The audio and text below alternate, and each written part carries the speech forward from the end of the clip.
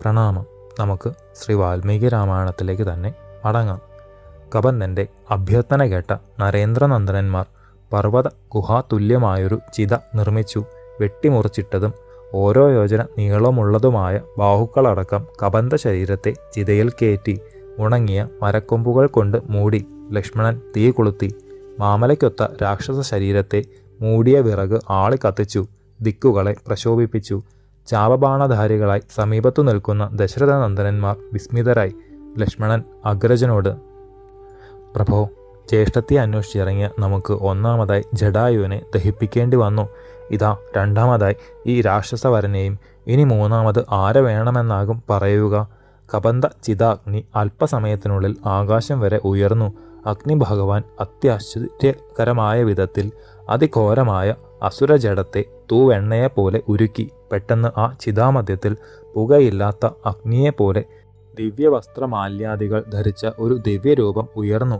വിമലങ്ങളായ വസ്ത്രങ്ങൾ, വിലമതിക്കാൻ കഴിയാത്ത ആഭരണങ്ങൾ എന്നിവയണിഞ്ഞ് യശസ്സേറിയതും ഹംസങ്ങൾ ചേർന്നതുമായ വിമാനത്തിൽ ദിക്കുകൾ 10 തേജസ്സിനാൽ മിന്നിച്ചുകൊണ്ട് കബന്ധൻ ധനുരൂപത്തിൽ ആകാശത്തിൽ നിന്ന് ശ്രീരാമചന്ദ്രനോട്, രഘുവംശരത്നമായ കുമാര, സീതാദേവിയെ ഇന്ന തരത്തിലാണ് കിട്ടുക എന്ന് ഞാൻ പറഞ്ഞു തരാം, കേൾക്കൂ.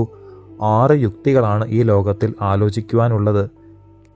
ദശാന്തം ഏറ്റവനോട് ദശാഭാഗസ്ഥൻ യോജിക്കും, ഇണങ്ങും. അനുജനോട് കൂടിയ അങ്ങ് ദശാഭാഗഗതനായി പത്നിവിയോഗത്താൽ ഇളമപ്പെട്ടവനായിരിക്കുന്നു. സുഹൃത്ശ്രേഷ്ഠനായ അങ്ങ് തീർച്ചയായും ഇദ്ദേഹത്തെ സുഹൃത്തായി സ്വീകരിക്കണം. തുല്യ ദുഃഖിതന്മാരാണ് നിങ്ങൾ രണ്ടുപേരും.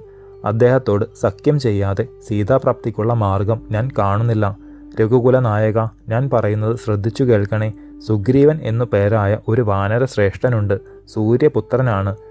ഇന്ദ്രാത്മജനായ ഭാലി ജ്യേഷ്ഠനും. ജ്യേഷ്ഠനായ ഭാലി കോപിച്ച് അനുജനെ നാടുകടത്തിയിരിക്കുന്നു. പമ്പാ നദീ തീരത്തിലുള്ള ഋഷ്യമൂകാചലത്തിലാണ് വീരനും സ്ഥിതപ്രജ്ഞനുമായ സുഗ്രീവൻ വസിക്കുന്നത്. വാനരേന്ദ്രന്മാരായ 4 പേർ മന്ത്രിമാരായി ഒന്നിച്ചു തന്നെയുണ്ട്. മഹാവിദ്യവാനും തേജസ്വിയും അമിതയോഗ്യനും സത്യസന്ധനും വിനീതനും ധീരനും ബുദ്ധിമാനും മഹാനുസമർത്ഥനും കാന്തിയാർന്നവനും മഹാബല പരാക്രമണോടു കൂടിയവനുമാണ് ആ കപിവരൻ. ജ്യേഷ്ഠനായ ഭാലി രാജ്യത്തിനു വേണ്ടി അനുജനെ ആട്ടിയോട്ടിച്ചു. സുഗ്രീവൻ അങ്ങയുടെ സുഹൃത്തായിരിക്കുവാൻ അർഹതയുള്ളവനാണ്. സീതാ അന്വേഷണം അവർ മുഖാന്തരം നടക്കും. ഹേ പ്രഭു, അവിടുന്ന് ഒട്ടും വിഷാദിക്കരുത്. ഇക്ഷ്വാകു വംശതിലകനായ രാമ, വരാനുള്ളതേതും തട്ടി നീക്കുവാൻ, കാലത്തെ ജയിക്കുവാൻ ലോകത്തിൽ ഒരു ജീവിക്കും സാധിക്കുകയില്ലല്ലോ. കഴിയുമെങ്കിൽ തന്നെ അങ്ങനെ ചെയ്യുന്നത് ശരിയുമല്ല. ഗഹനമായ കാന്ധാരത്തിൽ കൂടി അതിവേഗം പോയി മഹാകരുത്തനായ സുഗ്രീവനെ ചെങ്ങാതിയാക്കൂ. ആ വാനര പ്രമുഖൻ നിസാരനാണെന്ന് കരുതരുത്. കാമരൂപിയായ ആ കപിസത്തമൻ ഒരു ആത്മസുഹൃത്തിനെ ആഗ്രഹിച്ചുകൊണ്ട് തന്നെയാണ് വസിക്കുന്നത്. അദ്ദേഹം ആശിക്കുന്ന കാര്യം നിർവഹിപ്പിക്കാൻ നരവരന്മാരായ നിങ്ങൾക്ക് സാധിക്കും. ആ ഹരീശ്വരൻ കൃതജ്ഞയുള്ളവനാണ്. അതുകൊണ്ട് കൃതാർത്ഥനായാലും ഇല്ലെങ്കിലും അവിടുത്തെ കാര്യം സാധിപ്പിക്കും തീർച്ച.